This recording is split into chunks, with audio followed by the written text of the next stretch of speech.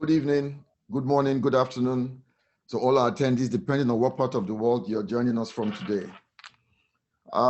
Just to enable us to understand how we're going to communicate, it may be useful for everyone at this point to type in the chat box where you're joining us from. What part of the world are you joining us from? Just put it in the chat box. We would like to announce the attendee that has joined us from the farthest location from Lagos, Nigeria, at the end of the event. Please put in the chat box where you're joining us from. It would be interesting for us to know how far you are from us in Lagos, Nigeria. Without wasting any more time, my name is Chidozie Robert Umbono. I'm the current pioneer chair of the IRM Nigeria Regional Group and will be one of two moderators for today's event. My job has been made much easier by the presence of another moderator, Ayo Alamutu, who is our vice chairman and convener. She will be co-handling the Q&A session, so we will get to meet her. Ayo and I are both certificate members of the Institute. This webinar was put together by the Nigeria Regional Group of the UK Institute of Risk Management with its headquarters in London. We are the only regional group in West Africa and one of three in Africa, with the two others operating from Kenya in East Africa and Johannesburg in South Africa. At this webinar, we'll be looking back and at the future of enterprise risk in Nigeria. We plan for this to be an interactive panel discussion to reflect on the events of 2020, focusing on how those events affected the risk landscape of our country and our organizations. Then we're going to plummet from that to look at what we learned from 2020 and how to position ourselves and our organizations to face the coming year, 2021. So first, a brief introduction of our mother body, the UK Institute of Risk Management, the UK IRM, or the IRM for short. The IRM was founded in April 1986 with a mission to build excellence in risk management in all sectors and across the world. Our regional body, the Nigeria Regional Group, was recently set up to localize our membership and propagate the ethos of our mother body. We are guided by the policies of our mother body. Our membership is broad-based and non-industry or sector specific. We are a non-political group. We are not aligned. We are not aligned towards any particular profession or association. We are a select group bound by a deep interest in learning and sharing experiences in the field of risk management. Very shortly, I'll be handing over to our speakers for today. They will also answer all the nagging questions we keep asking about this field and this profession. So allow me to proceed without further delay to introduce our distinguished speakers for today. Our first speaker for today is Dr. Ade Adiagbo. Ade is a security risk expert and the Chief Operating Officer of Halogen School of Security and Technology. He will be giving us a perspective from the a situation from the security perspective. Our second speaker today is Eneni Uduwale. Eneni is the Deputy Group Chief Risk Officer of Dangote Industries, arguably one of Nigeria's biggest conglomerates. I hope everybody can hear me. Just checking. Yes. Okay. Our third speaker for today is David Raggi. David is the lead consultant for IFRS Consultants, one of the leading private consulting firms in audit and assurance. And our fourth and final speaker today is no other than Joachim Adenusi, whom we commonly refer to as Oga Risk. He is a fellow of and also past immediate director of the IRM, constantly shuttling between Nigeria and the UK. Sometimes I ask him if he has a pilot's license because he's always in the air between both countries. He's the founder of Inspiration Risk UK and Conrad Clark Nigeria. Joachim is an advisor to the Nigeria Regional Group. So all our speakers are present already, so we welcome them. For ease of coordination, all mics have been muted and all mics will stay muted throughout this webinar until the Q&A session. But even during the Q&A session, for managing time, we request that all questions be dropped in the chat box. My co-moderator, Ayo Alamutu, will pick the questions from the chat box and direct them to the appropriate speakers. Once again, we know that your time is valuable and you have decided to spend it with us. We thank you for this, and we will ensure that this is going to be time well spent.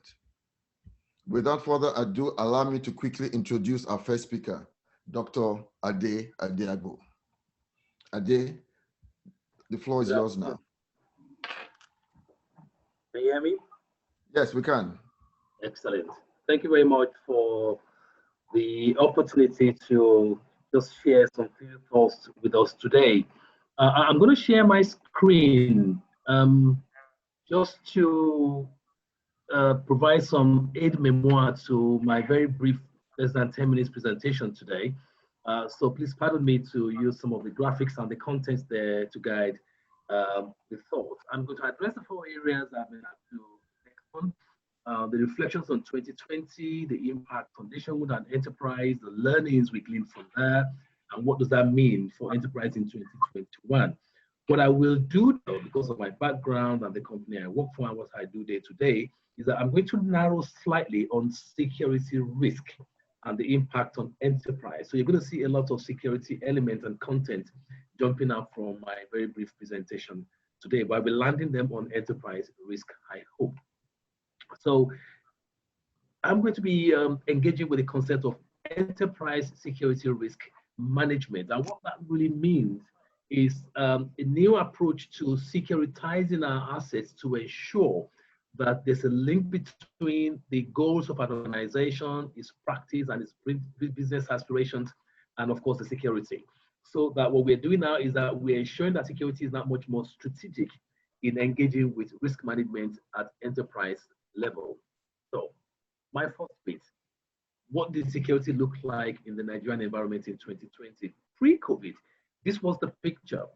It was very the same Nigeria we knew and we still know, where the Northeast had the biggest blob of security incidents compared to the rest of the country, and the Northwest also followed suit quite rapidly towards the end of 2019 and the earlier part of 2020. We did a survey within my organization, and these were the top 12 risks that Nigeria was facing as at July 2020.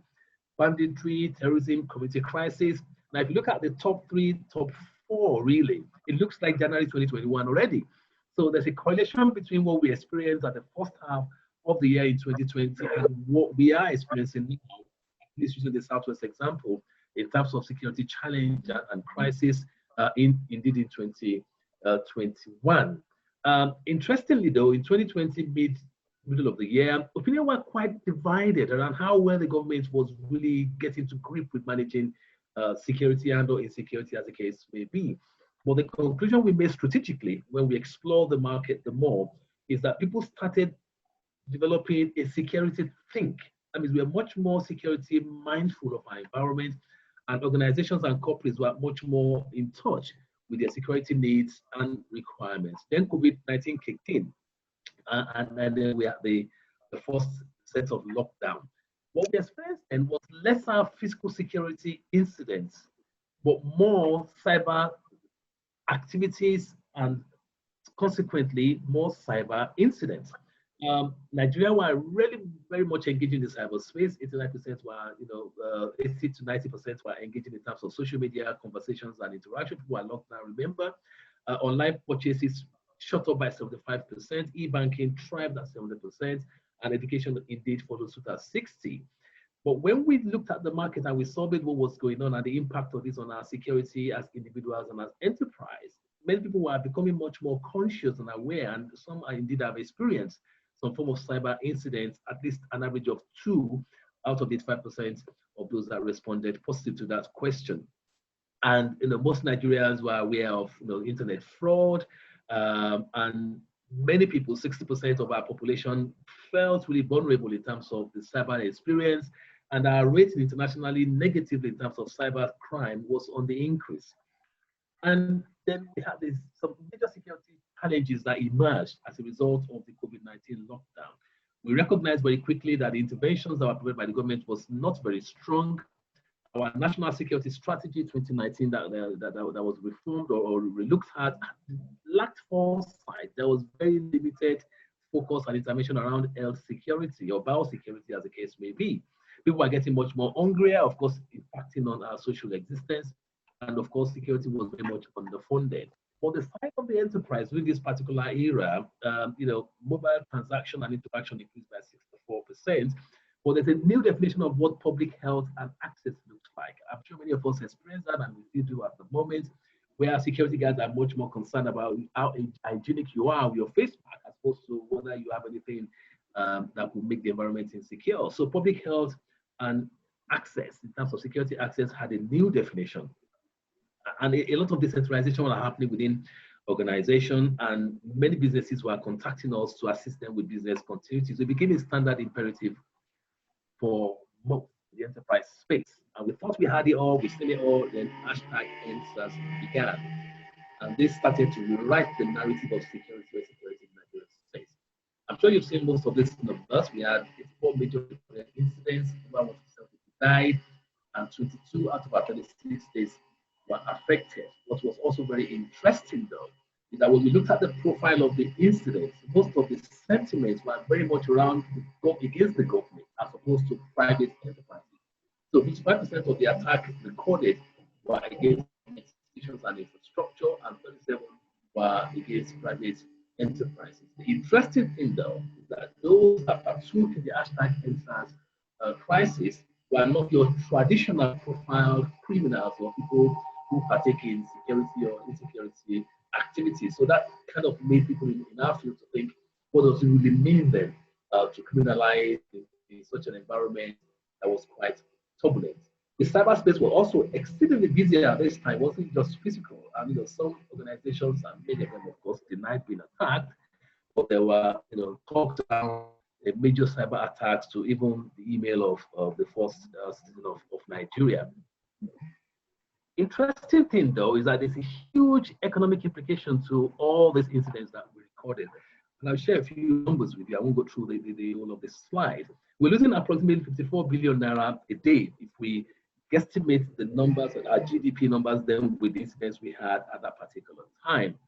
Lagos, for example, has been cited as claiming that it's going to cost more than 1 trillion naira to rebuild that environment. And many banks, especially the ATMs that were attacked, the estimated loss was about 1 billion during that particular era. So there was a cost to the insecurity we experienced at that particular time. So what were the lessons in terms of security within the Nigerian environment? Our response system and planning was very poor. We had very limited, if at all, any security surveillance system that worked well. We didn't maximize or tap into local intelligentsia. There was no profiling of threat actors, so we could not even predict where insecurity could emerge. System to control, the street was in charge, basically. And then there were very limited security communication between the citizens and the statutory sector. Of course, we could tell that security architecture in terms of personnel were inadequate in terms of training. The interventions deployed were poorly done. Infrastructure security was not given a specific focus and purpose, which impacted on the national economy. The private security sector of well over 1 million people were not even engaged as part of the solution, and we did not practice predictive security. It was majorly preventive and reactive. So what has changed and what will be changing as a result of what we've experienced in 2020? We did a survey at the tail end of last year just to find out whether people are now much more security conscious and can deal better with security imperatives to them as individuals and to enterprise. And it was surprising. Well, it shouldn't surprise us really to know that 7 out of 10 Nigerians still don't have the basic tool to fight insecurity emergency at home. We still have less than 20% of our people ensuring their contents and their valuables.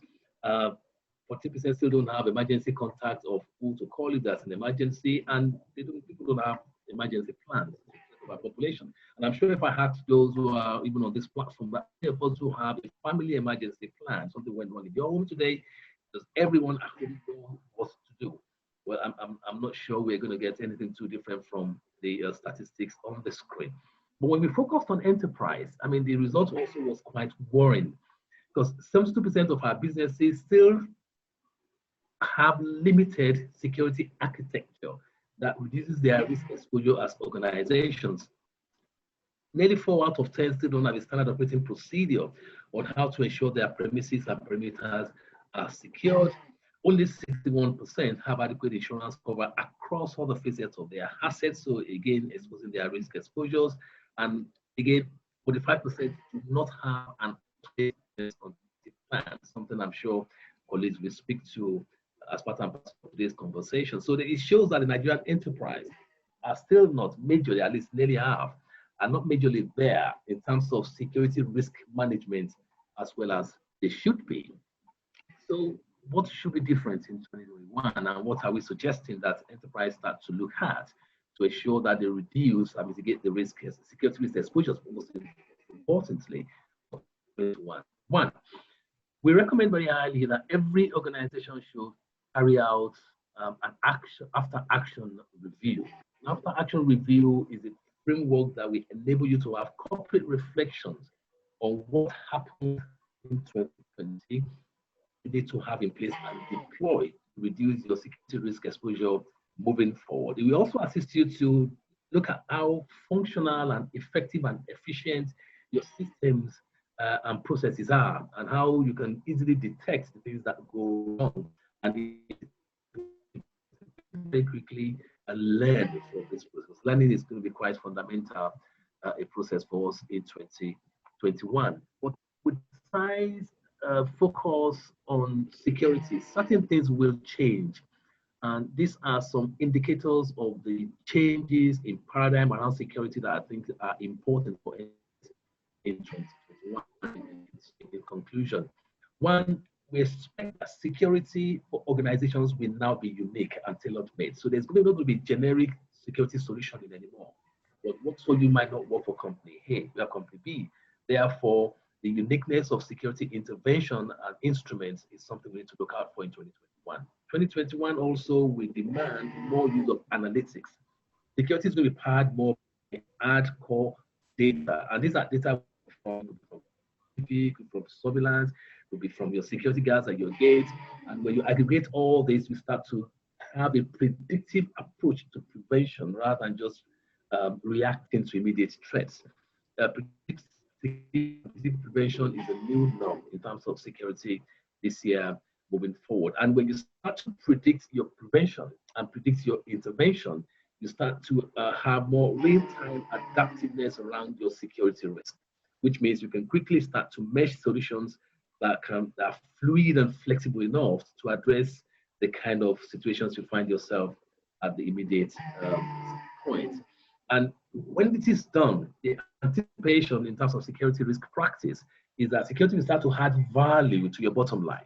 So security will not just be that add-on, that man on it. It's going to be something that speaks directly to your corporate objective, organization aspiration for the year, and starts to have some nuances of real and perceived value to the bottom line of the organization. Again, because we believe, if you look at the trend of 2020 and what's the pattern of engagement on the cybersecurity spaces, that security becomes much more invisible than what it used to be. So intervention requirements will be more of the cyberspace, digital interface as opposed to the physical environment. Thank you for listening. I hope this actually addressed the 4 issues around the security risk of 2020, the impact of this on enterprise and nation building, lessons learned, and what to look out for. Thank you very much. That was a wonderful presentation. I'm sure we took a lot from there. We'll come back to you. Without further ado, I would like to go to the second speaker for today. The second speaker for today is, who's the speaker? The second speaker for today is Eneni.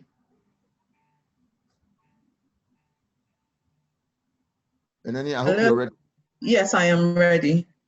Okay, good evening, everyone. Take it. So good evening, everyone. Thank you, Dr. Adeogbo, for your presentation.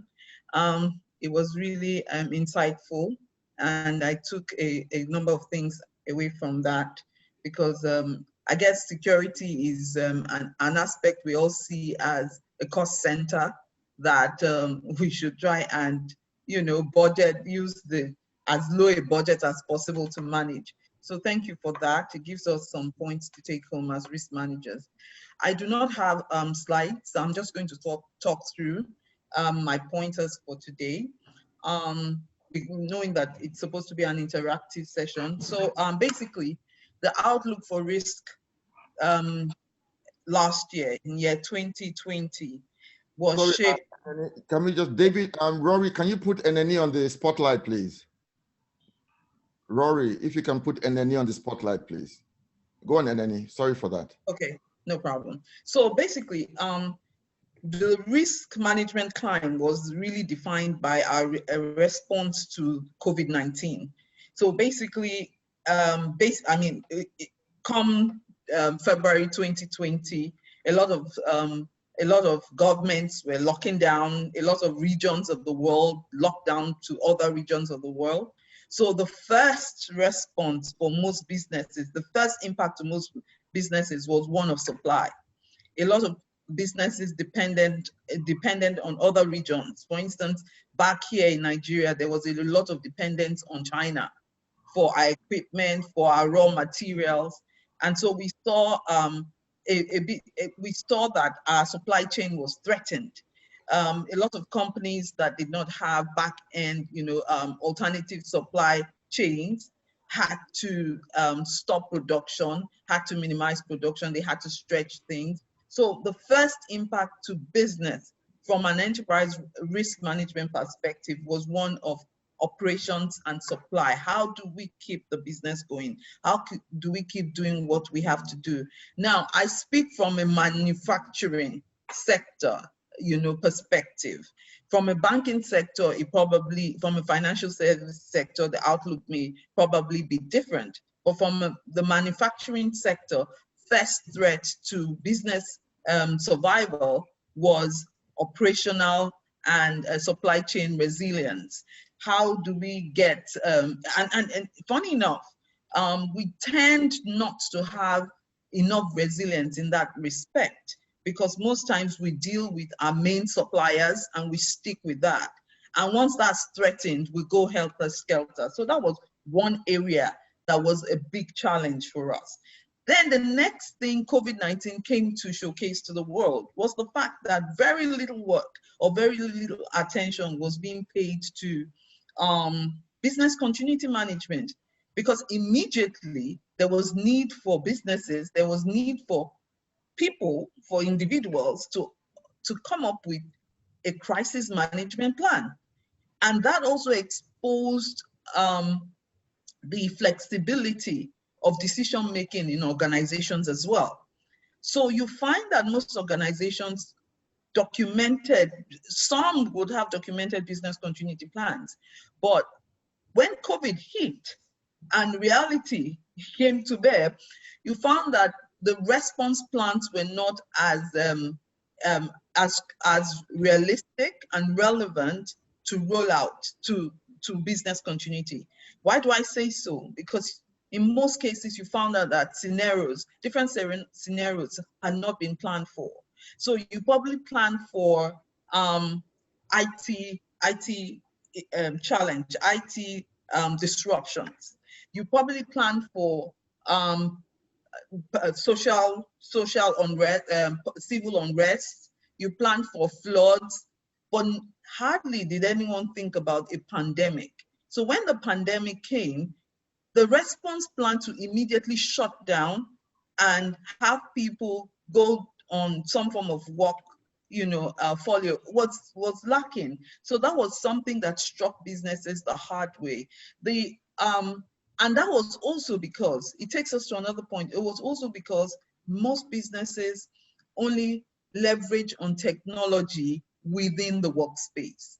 By the time it now came to businesses deciding to work from home, send staff to work from home, you found that a lot of businesses were crippled. If we take it to the national level, education, our public educational system crumbled completely.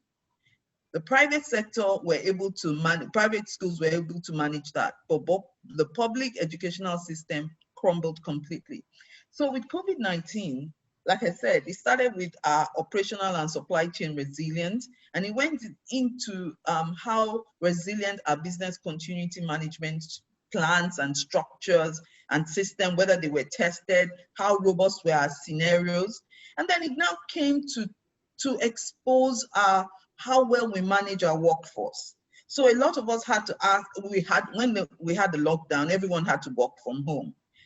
how many organizations actually looked into the mental health of their staff? How many organizations were able to plot the productivity of their staff?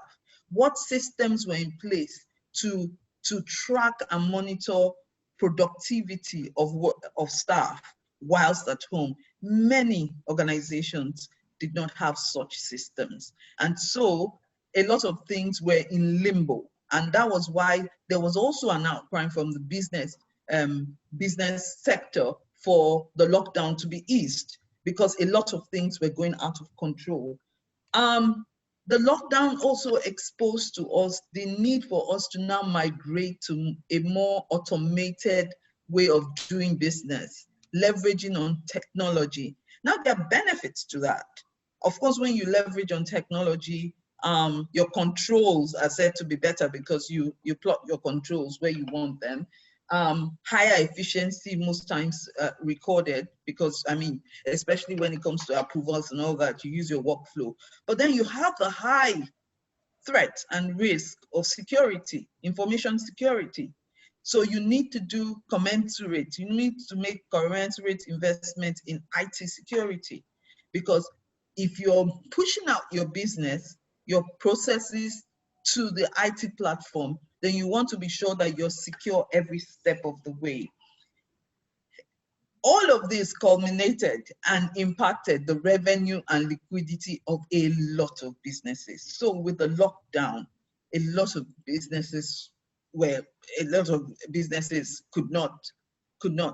did not thrive. You were not selling. You were not, even the financial sector, nobody was using up their loans. They probably were not meeting up their obligations. So you found that there were a lot of the debt level grew, income, revenue base shrinked, and so more businesses went to states of illiquidity.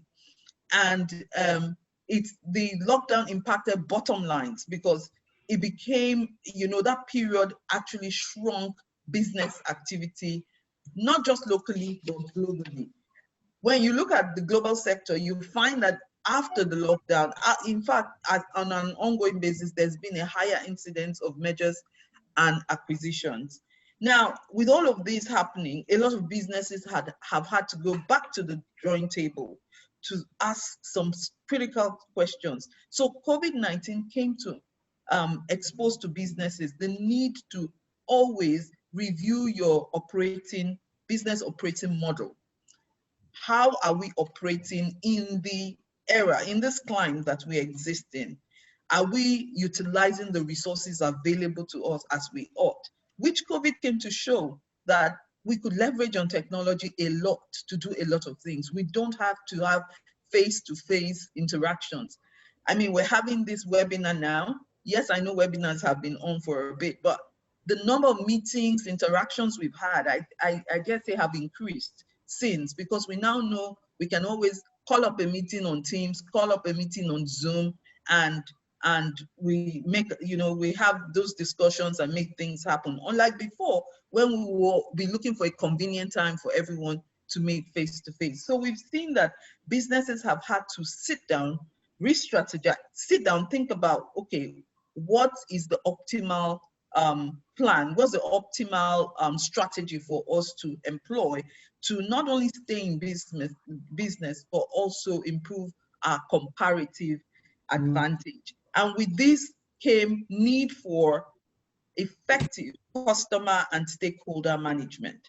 So a lot of focus has also gone into not just customer service delivery, but communications, ensuring that you're engaging your stakeholders effectively, because that's the only way, that's the primary way you have now to maintain such relationships. And finally, we see that with COVID-19, we found that we have had to also look into our regulatory compliance issues, because a lot of companies, especially during the lockdown and all that, now realize, oh, how are we doing with the with our tax obligations, given the the challenges we have with business, how do we respond to all of this. So COVID-19 came to expose these things to us, which have also opened new areas of risk exposures to us, and therefore challenged us also as businesses to think about how to do business differently. I hope I haven't overshot my time. You've done very well, Aneni. Okay. Done very well. Yeah. Have you finished now? So maybe I should just say in conclusion. Yeah, just round up. Yes, to round up, 8 key areas I would advise or focus. Effective business continuity management, because you never know when disaster will strike. 2, effective workforce and stakeholder management, because that's what keeps you in business in the long run. Financial planning, you need to have scenarios for different types of for your financial management. So you want to look at different, you want to build scenarios for your P&L management, for your cash flow, so that you have you can respond effectively if you get different spikes from the economy. We also know that with the COVID came the oil price issue, which now exposed us to FX risk as well. So basically, it has come to tell us that financial risk management is most needed. Operational risk management goes without saying, because with COVID-19, we now saw the need to immediately re-strategize. 1, you had to inculcate social distancing in how you do business. So your office setup had to change. For those, for manufacturing concerns, how you do business, how you run your operations must ensure safety amongst your staff, health and safety amongst your staff. Focus on supply chain management to avoid disruptions, and then focus on IT security, which is very imperative at this time. Focus need to always have in mind the need to remodel your business strategy to suit your current business environment and your projected business performance. And then, most importantly, in closing, a responsive decision-making machinery. When I say responsive, I mean ability to make decisions on the whim, because things can change without notice. Thank you very much. Oh, Aneni, that was wonderful, especially that last bit of the responsive decision making and having to make decisions on the whim. I think that was a wonderful, wonderful paper. Thank you very much again. And without missing too much time, I will now call on the third speaker for today, who is no other than Mr. David Ragge. David. Thank you, Robert.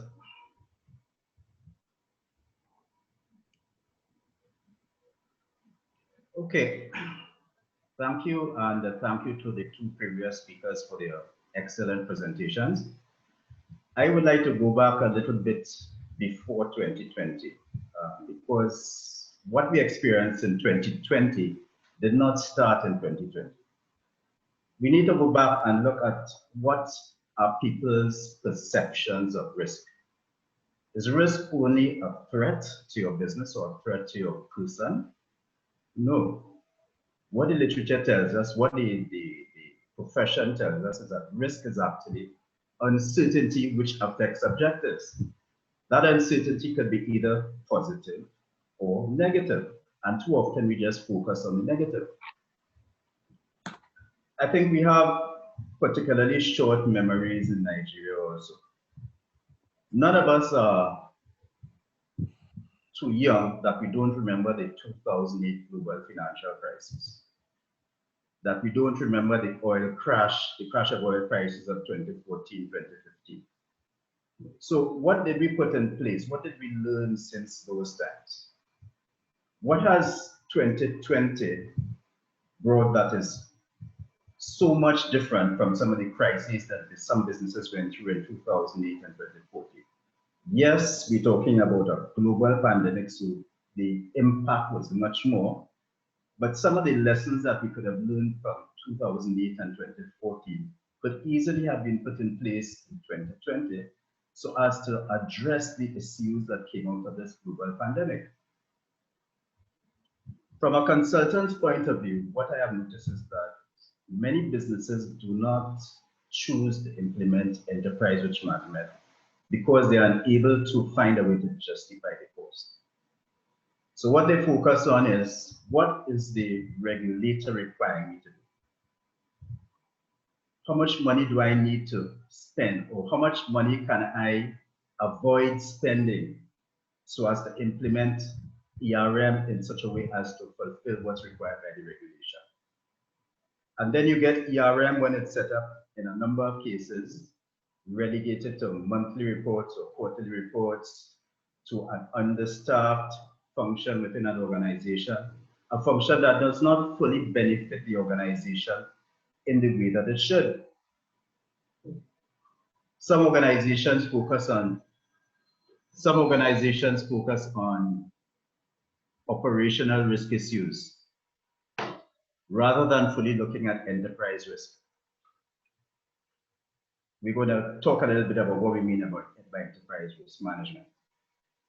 Some of them focus on risk management, yes, but risk management in silos, which is different from enterprise risk management in that it is not looking at the interrelation between all the opportunities and threats of the entire business. So as the previous speakers indicated, we had a couple major issues in 2020.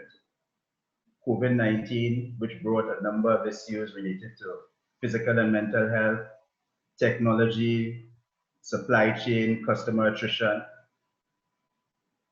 What opportunities arose during 2020 that we could have taken advantage of? Did we notice that some businesses thrived in 2020, right? Others had issues.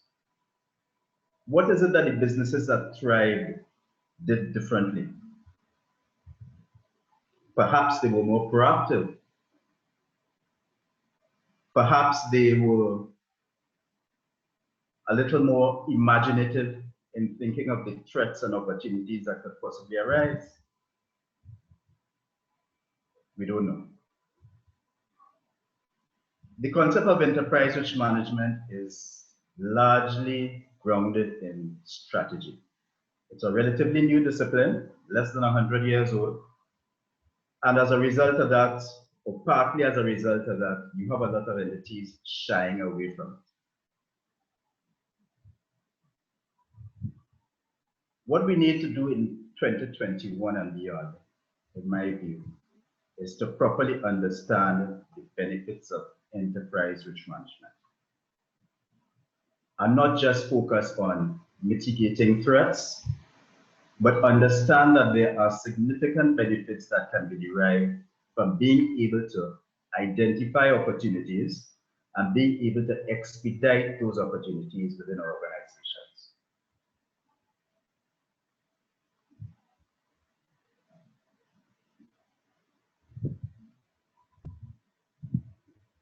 In the absence of that, I think we're just going to have a situation where history is going to repeat itself.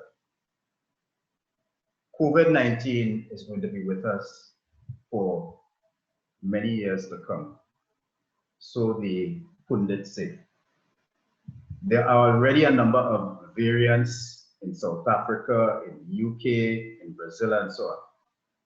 What are we going to do? Are we going to fold our arms and say, there's nothing we can do? Or are we going to look for those opportunities that have arisen because of this situation and put machinery in place in order to take advantage of those opportunities?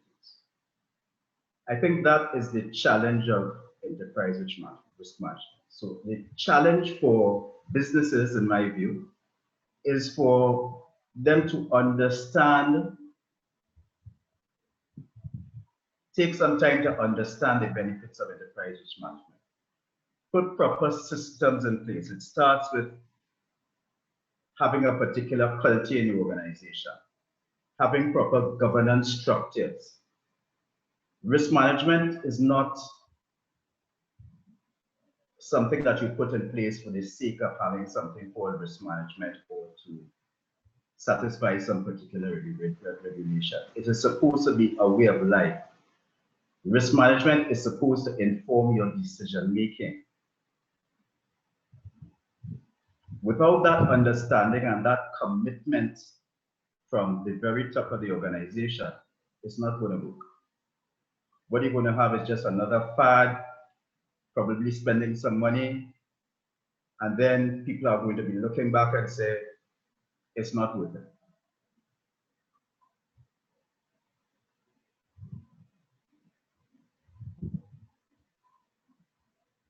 We need to understand that an ERM is not a silver bullet that will prevent risks from occurring.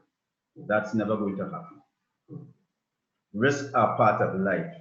Uncertainty is part of life. And in many cases, you will welcome uncertainty because it will possibly allow you to leverage your opportunity for greater wealth.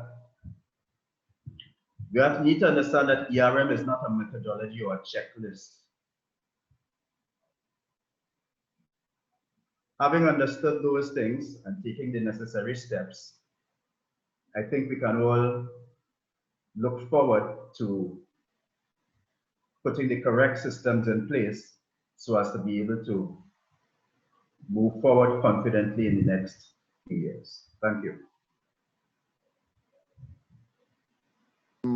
Thank you very much, David. That was a very, very short and snappy one. Very, very, very informative, especially the last part where you said risks are part of life.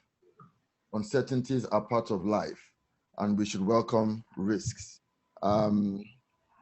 We now quickly take on our final speaker for today, who is no other than Joachim Adenusi, our Oga Risk, the only fellow of the Institute of Risk Management we have in Nigeria today, and who was also the former board member of the IRM in London. Joachim, take it. Good afternoon, everyone. Thank you so much. And I want to thank all the previous speakers. Just amazing to learn from you all. So I am grateful. It's good to see Anini and a few other colleagues again. It's been a while. I'll try and see if I can turn on my camera, and I'm going to keep mine very short. I suppose maybe where I can start from is maybe we'll just have a conversation really. There are two things that came to my mind. Okay, let me share my slides. I think the first challenge for me is the issue of this understanding of the word risk itself. So when we're talking about all the thing about COVID and everything, sorry, I want to be able to share most of us must have seen this thing that came out recently, the Global Risk Report, and the interconnectivity of all the risks there. And it's interesting the way the presentation this year was enable us to see that actually we have lots of dependencies and everything's connected together. And for most organizations, you find out that sometimes we manage risk in silos where you have the security going on, the facility management going on, IT going on, but how can we see the relationships and dependencies that all these things will bring to us as the organization? That's going to be the critical way of going forward. I suppose another thing for me is actually the concept of this predictable surprise. And it's a challenge to risk practitioners. I want to talk to us as risk professionals here, that sometimes you can almost tell that something is going to happen again. And the reason why those things are going to happen is not necessarily because of our risk management capabilities, but there's some behaviors already in place in the organization that will tell you that this thing will happen. For example, there are three keywords there: recognition, prioritization, mobilization. People have talked a lot about this, but I just want to bring it to bear as we start this year and look at 2020, 2021. So sometimes it's possible to recognize something, and you can sort of have a feeling that something is emerging. And we might decide not to prioritize it because it won't happen. And then we'll mobilize it. If you look at most of the cases in Nigeria, I'm talking about our context, And it'd be interesting for us to start asking questions, where can we recognize the failure here? Is it because those who are practicing, even the CEO or the exec, is that they're not aware or they fail to recognize that something is emerging, something is about to happen? It has not happened yet, but something is happening. Let's look at the crisis going on in Oyo at the moment. We cannot recognize it, but who is discussing? Where do we have the prioritization? And who's got the boldness to mobilize response? And so there's a lot of things that we see sometimes. Yeah, there are global unavoidable surprises like we have with COVID. And I agree, we're all dealing with it. But the complexity of COVID will be made worse by a lot of predictable surprises. And what are predictable surprises? These are the things that naturally our habits, our behaviors will not allow us to just showcase the excellence that will enable us to deal with unavoidable surprises. And that's exactly what the COVID will put pressure on a lot of businesses. So the habits, the behaviors, the culture, the things that they do naturally, that it doesn't matter, let me leave it, we'll talk about that later. Those things are the things that are actually going to destroy them, not COVID. Because everybody's going through COVID at the moment. But that sense of laybackness, that sense of procrastination, that sense of it doesn't matter, it can't happen, overconfidence sometimes. And within our context, you find that it happens to a lot of people. So, and the question we should be asking is that as we're going back as professionals, let's remove the word risk. How are you doing in terms of recognition? You don't need to be a risk expert to be able to recognize something is happening. You don't need to be exceptionally qualified to be able to say, actually, this is going to affect me, and set priorities and follow it. And we don't need to be exceptional professionals to be able to say, you know what, I'm going to mobilize resources to deal with these issues. So those are the first three things that I want to just share, lay with us. I suppose the other one is this. I put this risk in action. And the reason why, let me put this as a caveat. Whenever you're running a risk program and you're using the word risk, first, you're about to lose the battle. Because average person out there, they're not as they're not risk aware, or in terms of the technicalities of all the skill sets that are required from us as risk professionals, they don't have it. So we engage with people with a lot of risk jargons, risk terminology, risk control, mitigation, and they are great, except for the fact that we lose them. But when we bring it back to the simplicity, I think Anini mentioned about looking at the business models again, and I thought, let's look at it again. The question I'll be asking that, how do people actually work in your organization? And I think I was discussing with a couple of risk professionals that, like, we send risk register out, people don't feel it. I said, that's the problem. The problem is not them, it's us. Because when we're sending risk register to them, we're killing them. Because we're not providing solution, we're not coming alongside for them to see the reality of our subject vis-a-vis their own personal gains or what they stand to lose. And it's the place of strategic goals and the process of cascading objectives down to people. Now, if you look at this process here, and if we apply this at the national level, what are we trying to achieve? Who is measuring whose performance? And without saying risk here, the image I'm showing, you can see the risk management process running through it throughout. So you set objectives, you define it, you look at the structure, you look at competencies. So the competency is important. So where we're setting goals, do we have the competencies and the resources to deliver it? Now let's come to individual, the performance. You set objective, you define individual objectives. How many people have defined objectives? We teach it, we lecture people, but do we practice it? Do we come alongside HR, working with them to understand where are the goals? How do we measure work that is done? Work is undertaken. And when work is undertaken, work is measured. Who is measuring work? As long as we're not measuring work, as long as we're not doing this, the risk management cannot work, and it will not work. I'm sorry, it will be theoretical. What we'll be doing is just be running risk register reports that has no real value to the organization unless somebody's performance is at stake. Risk management will be theoretical. And let me tell you this, the entrepreneurs, those who are putting money into big plays, they know this fact very well. Because the guys, they are aware that I'm investing $20 million in this project, and I'm going to pay this loan. I can't afford to fail. So mentally, they are doing all the, what some of us find because of the risk rate. Mentally, they have all the risk, what we call risk there, and they're doing it because they're working to drive success. So how can we ensure that going forward this year, our risk program can help to drive individual work that is measured and that is done? If we do that at organizational level, it's easier to begin to look at state level. It's easier to look at a national level. Whose performance is at stake for number of people dying every day in Nigeria? Whose performance is at stake for number of people being kidnapped? Whose job is online? How do we measure? Who sets those goals? So these are the questions that I think we now need to be bringing in and to begin to advance. So the integrated approach to risk now means that we need to now start from both the strategy and the operation and look at every aspect, every department, every unit, every operation. First, go after performance.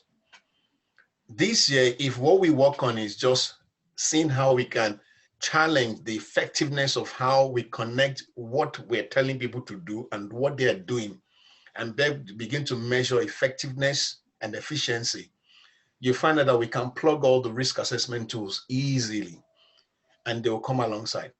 But most importantly also, I think when we use the word risk sometimes, we refer to it as something bad. And I'm sure we're all familiar with these definitions. I just wanted to put this there. This is my last slide. Risk is not negative. In fact, it saddens me sometimes when I was talking to the guys who did the global risk report, because everything they put there is just about something going wrong, something going wrong, something going wrong. So the use of the word risk itself is confusing because we're trying to move away from risk is just effect of uncertainty, what we don't know on objective, and the effect can either be good or bad. So by the time we label it and constrain it to something going wrong, we start from the place of people thinking risk is bad. And how can we move people from the place of risk is bad to actually risk is just positioning us to respond to change so that we can minimize the bad thing and also ready to take advantage of the good. In COVID, there are people that are going to make money. There are people that will be looking for opportunities in the middle of this crisis. There are people that start making face masks. There are people that will be thinking, what can I do? What can I provide? That is risk. And unless we let people see that kind of thinking, one, the risk register will not be able to drive profit or value that is needed. People will be worried that, oh, if I tell that something is going wrong, it will look bad on me. So the objective at the end of this is how can we marry these two concepts together, where people begin to see that what I'm doing is about how do I measure the work between myself and my line manager in order to achieve my objective. I laid out these two definitions for a particular reason. The definition of risk that we all believe in says uncertainty on objectives. If you look at performance management, it's a process by which managers and employees work together to monitor, plan, review, and employees' work objectives. If truly risk is about objective and performance about objective, where there are no clarities in objective and specific measurable techniques of looking at works done, the risk program will not be effective. That's my submission today. Thank you. Thank you. Thank you very much, Joachim, for that thought-provoking, as usual. Joachim leaves us thinking. That's why we sometimes try to avoid him, because he stirs the mind. He makes you start to think in ways that you would ordinarily have overlooked. I'm just going to go through a quick rundown of what we have heard today, and then hand over this session to Ayo Alamutu, who is going to take us through the Q&A session. Please, unlike a lot of other webinars we have attended, the mics will not be open for today because it's a very short time. And, we want to hear you. We know that you have a lot to say, but if you can just put it in the chat box, Ayo will pick it from there and direct it to the appropriate speaker. So what I'll do quickly is just run through what the speakers have said today, and then I will hand over to Ayo. And Dr. Ade Adiagbo gave us 12 risks that happened in 2020. Dr. Adiagbo, I hope you'll be able to share your slides with our participants at some point, because I'm sure not everybody was able to take notes. Those 12 risks you said were going to replicate themselves in 2021. It's good for us to keep an eye on that. He also said that COVID-19 brought about mobile e-commerce explosion, and a greater awareness of public health security has increased. He says that there are no more generic solutions to issues of security. Security solutions have to be unique and fit for purpose. So whatever security solution is in company A will not work for company B. So you'd have to make sure that yours is bespoke to your organization. Thank you very much, Ade. That was very useful. And then he spoke about supply chain resilience. In organizations that depend on manufacturing, they depend on suppliers. And if these suppliers do not come in, then the goods don't get manufactured. It's just a simple, it's straightforward. So what she says is COVID-19 in 2020 introduced major issues in supply chain. Of course, she talked about business continuity management, having to work virtually. She now mentioned about the fact that we are doing this webinar because of what has become the new normal. I was just looking in the chat box for the person from the farthest location today, and wow, I was surprised to see we have somebody from Moscow in Russia with us today. And we have somebody from Brooklyn in New York. I didn't get the names. Maybe I should go back into the chat box and get the names so we can spotlight those people. Now, imagine if the people from Russia, Moscow, and Brooklyn in New York have to fly to Lagos for this event. Imagine the resources, the environmental pollution of the airway, the airlines, you name it, the footprint. So COVID-19 has introduced this virtual working, which has become our new normal, and it has made us more efficient. She talked about the new thing we all face now is what we call Zoom fatigue. And I'm sure many of us are dealing with that now.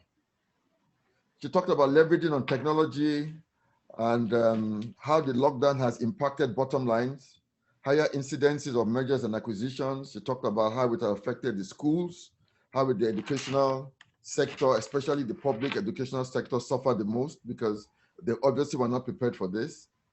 Then she went on to 8 points for 2021, mentioned effective business continuity, workforce and stakeholder management, operational risk, need to re-strategize, inculcate social distancing, safety and health and safety concerns. She talked about supply chain management, IT and cybersecurity, and more importantly, she said, response to decision-making.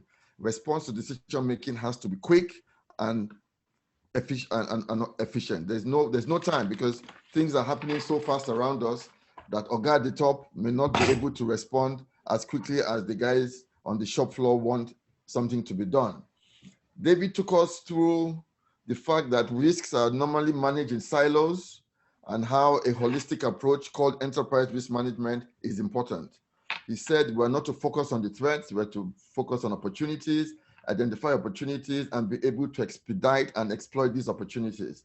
He believes that in 2021, history will repeat itself. COVID-19, in his words, is not going anywhere in a hurry. So those people thinking that we are going back to our old lives in another couple of months, maybe because we are getting the jab or the vaccination, I'm sorry, this is going to be with us for a while. So brace up and let us start planning on how we're going to run our organizations and run ourselves, knowing that this is going to be with us for a while. He says we should put machinery in place to take advantage of opportunities. He said something that is critical to what we believe at the IRM and at the Nigerian Regional Group in particular, which is that risk management should be a way of life. It should be a way of life. It should not be a tick box operation. He said risk management should be embedded in the fabric of the organizations we work in. It should become everybody from the gate man, the security man, to Oga at the top must be thinking and breathing risk management. He said there should be commitment from the top in the organization. Risks are part of lives, uncertainties are part of lives, and we should welcome risks. Yes, in the IRM and in this profession, we look at risks and we embrace risks because we know that from risk, we can see opportunities, and from opportunities, we can grow and economies and societies can develop. Then finally, Joachim, Oga Risk himself, gave us a bit of technicality. But when you realize that he's almost a professor in this subject, sometimes, you know, you can't help but follow him on his trend. He said that global risk, he brought us the issue of the global risk report, and he showed us the global risk chart and how all the risks are dependent and how they interact. He says, he talked about risks not being managed in silos and why they shouldn't be managed in silos, how the risks are dependent upon one another. He talked about what he called the predictable surprise. He gave us the predictable surprise model with 3 keywords: recognition, prioritization, and mobilization. Then he gave us a chart about risks in action and talked about the fact that risk management should be broken down to simple everyday language. Let us come out of this jargon of using highfalutin words and risk registers that have no benefit to anybody and to the organization. Let the risk managers and the practitioners should break this down so that everybody understands the concepts and everybody can provide solutions.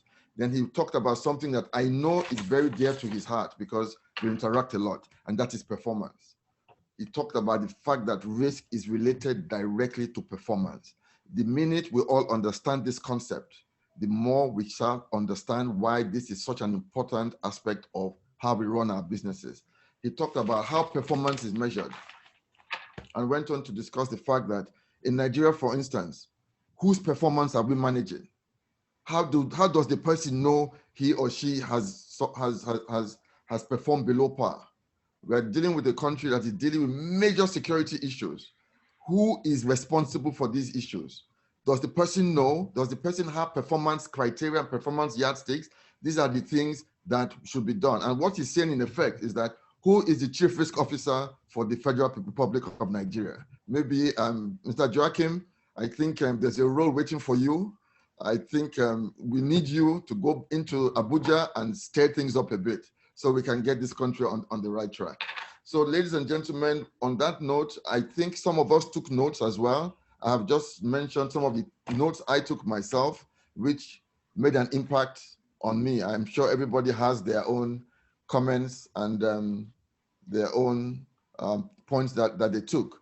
We're going to the Q&A now, and I'm going to hand over directly to my co-moderator, vice chairman, convener, and also certificate member of the Institute, Ayo Alamutu. Ayo, take it from here. Thank you very much, Robert. And thank you to all our speakers. It has indeed been a very interesting afternoon. I've seen such words as insightful being used in the chat box. It's definitely been very insightful. There's a lot for us to go back and think about and strategize with our teams to ensure that we move forward with the organization. So far, I think I can see 6 questions. So I'll just start from the top. I believe we should have time to go through them all. And I'll direct questions to each of our speakers. Olushola Adegbo Rioye asked that interesting, insightful from speakers. But how do we break down risk assessment tools for small and medium entrepreneurs? Most see risk as being bad or uncertainties, which creates fear and don't see the relevance to their business. I would like David, if he doesn't mind, to address that. You can also see it on your screen. 5 p.m. Olushola came in at 5 p.m. from Olushola. David, please.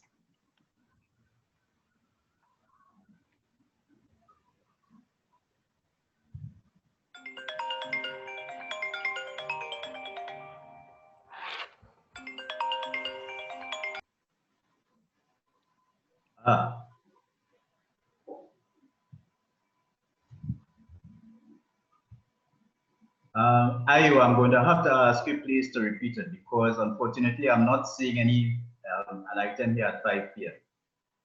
Okay, you know, we can have different minutes and seconds from each other. The name is Olushola Adegboroye. But his question is that, how do we break down risk assessment tools for small and medium entrepreneurs? Most see risk as being bad or uncertainties, which creates fear and don't see the relevance to their business. Okay. What we need to do is to get out of the technicality. As Uber Risk has said, risk management, true and proper risk management is almost equivalent to performance management.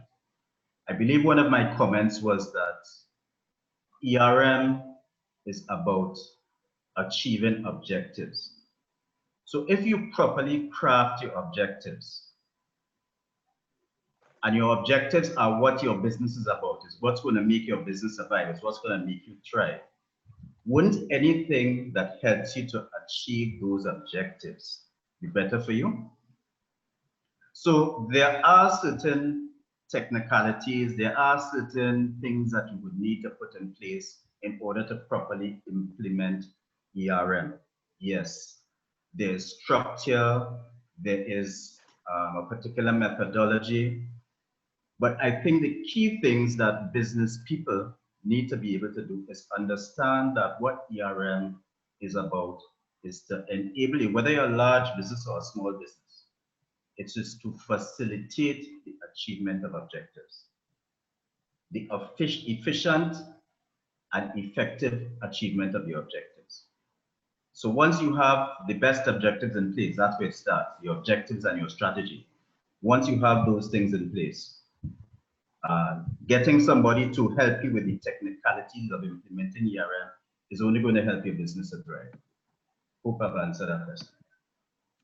Yes, thank you very much, David, especially the fact that once you have clearly articulated your objectives have to be clear and concise.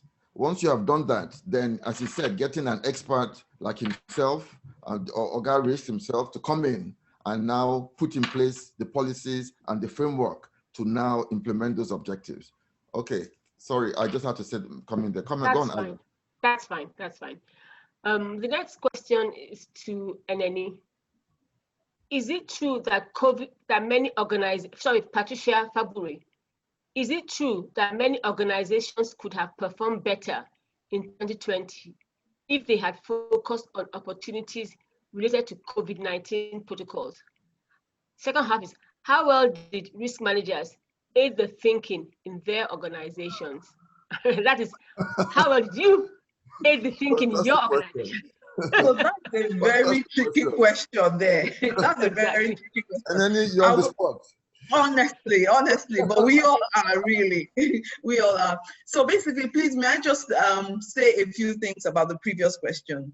Now, outside of setting the objectives, it's also important that the organizational objectives are now broken down to your different departmental objectives.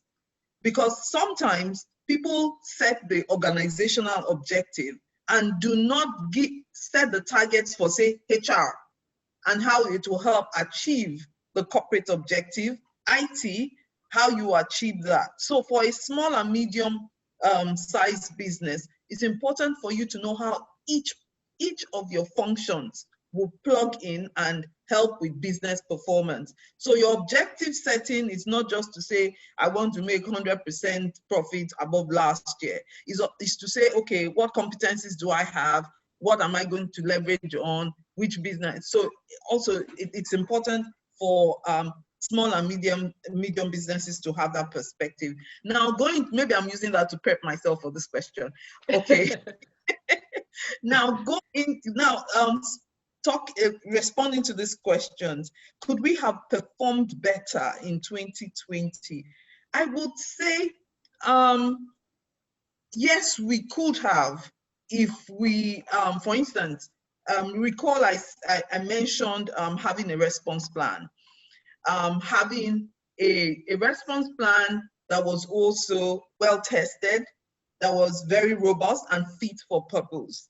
Now, those kinds of plans, if they are if you do good simulations, a lot of scenario planning, they help with your ability to be very agile, very dynamic in adjusting to volatile situations or new conditions for doing business. So yes, we could have performed better, but I would say that to a great extent, maybe it's the fighting spirit in us. A lot of businesses were able to rise up and make decisions immediately. Of course, because of the knee-jerk reactions, some businesses probably overreacted or underreacted, and therefore were more impacted than others. But on average, I would say the response to the pandemic was, I think, generally a bit more systematic. It's like everybody was learning from everybody, picking from everybody, and going in the same direction. Now, if they had focused on opportunities. Now, when you say opportunities related to COVID-19 protocols, I imagine one of the opportunities is one, the fact that we find that we can work comfortably from wherever we're located. You know, we don't have to take work into a particular location to be functional or to perform. That's one of the opportunities that came with COVID-19. We now know that work can be flexible. We now know that technology can drive a lot of things for us. We also do know that we can, things like logistics planning, they can be automated, they can be outsourced. So a lot of those learnings came from the COVID-19 experience. But when you say protocols, the protocols will now go to what the measures we put in place for preventive, a lot of the preventive measures. Now, those protocols help with our health and safety conditions as a people to stop the pandemic. But really, what business opportunities that would have provided us, I would say not, and I don't see that it's very direct. It is more relevant to the pandemic that we're trying to deal with. And from a health and safety perspective, it is what we ought to do to survive this pandemic. Now, how well did risk managers aid the thinking in the organizations? Now, it now boils down, and that's where I will agree with Joachim and Oga Risk, right? That's where I will agree with him. A lot of us just, we just think risk is a cliche thing. Some of us just go around throwing about risk, talking about risk. But point is, in doing what we do as risk managers, the first thing to communicate to our stakeholders and our organization is the fact that you're more like a coordinator, but each person is their own risk manager. That's the truth. And that's where the 3 lines of defense comes in. It says, first of all, everyone in the organization has a responsibility to risk management, because I would not come and run your functions for you. Now, what you do with regards to the process you manage can either expose us or can, expose us to bigger risks or minimize our risk exposure. So that's a message we need to send out to everyone, to say that you are not the #1 risk manager for the organization as it relates to your function, right? And then the second thing to do is make sure that we interface with these people a lot. Now, in us doing that, I find, from my experience and conversations with other colleagues in the industry, I find that there's not very good, the handshake between risk, health and safety, HR, IT, sometimes they are disconnected. In a lot of organizations, they act in silos. But these are key stakeholders who should be talking to each other, who should be developing whatever strategies they're developing, whatever corrective measures, whatever remedial measures, security as well. You know, so you find that, you know, risk managers could have aided this thinking better if that interface existed. So I would say at this point that the challenge here for us as risk managers is to understand that we're not sitting at a high level and telling people what to do. We're working with them, understanding the challenge, and then agree, you know, collaborate. We come together, agree on the best way forward. And then a lot of times then we escalate for the approval process. So how well did we do to aid the thinking of our organizations? I would say fairly well, because so far I would say fairly well, because I can't say that we have heard of any of our major organizations going under. But I would say that there's a lot of room for improvement. You know, there is that need for us to forget the cliche of being risk managers, specialists, specialist professionals, and move into the place of functional managers who are helping people create enhanced shareholders' value, who are helping people improve on how they do what they do. That's the reason why we're there, to say to them, look, this might go wrong and frustrate the achievement of your corporate objective. Thank of you. your own set Thank objective. you. Thank you very much. Nobody will put you on the spot. Don't worry. He's very passionate. You will not be the deputy chief risk officer for Dangote Industries for nothing. Thank you very much. Thank you very much. Thank you. Thank you. Okay, we have only about 8 minutes. Yes. I was about to say that. Yes. The time is far gone. I'm going to merge one or two questions together. I have a question for Wale, and then I have one for Ogarik. For Wale, there's two. It's about home. One of them is from me, and the other one is from Uzo Amaka. It says, what does family emergency plan cover? Because he said many people don't have family emergency plan. And then Uzo Amaka also asked that, what are security dark spots in homes? If you can just give us an answer in about 1 or 2 minutes, so we can have space to ask Joachim for a question, one of the questions too. Thanks. Thank you. I'll take the second question first. A security dark spot is your most vulnerable place within your home. And surprisingly, it could be your front door, it could be the window to the bathroom, or it could be that door that leads from the kitchen to the garden if you've got one. It could be a loose railing on one of your living room windows. What you need to do is to go around your home and identify if anybody is going to break into my house, which is the easiest access into this home. When you find that, that's your security dark spot in the domiciliary context. So what's a family emergency plan? They're just fundamental basic things that we in the security sector suggest that you have to ensure that yourself and your family can respond to any emergency even when you need to. And I can send you a list through the institute, but I just will out a few examples to what are your appetites. So one is having a first aid box at home and somebody who can use it. 2, having more than 2 drivers in your home. 3, ensuring there's a telephone that works functionally at any point in time in case you need to call anyone. 4, having everybody at home knowing where to escape to in case there's fire and the flood. So you are all going to the same place, not everybody scattered over the place. 5, everybody at home knowing the telephone number of emergency contact, could be fire, could be police. 6, the family must agree on somebody they can call on if there's an emergency. So it could be an uncle, it could be a pastor, it could be a family friend, it could be a colleague, but somebody that also knows that you're the immediate person to call on. So there's quite a few things for you to reflect on to ensure safety. Thank you very much. Thank you. All right. This question, I would have wanted to, I would like 2 people to speak. I'd like Ogaris to speak and then Robert to also speak. It's important. In Nigeria, most government agencies do not seek, so this is from Charles Essien. In Nigeria, most government agencies do not seek risk management, see risk management as an integral part of the business.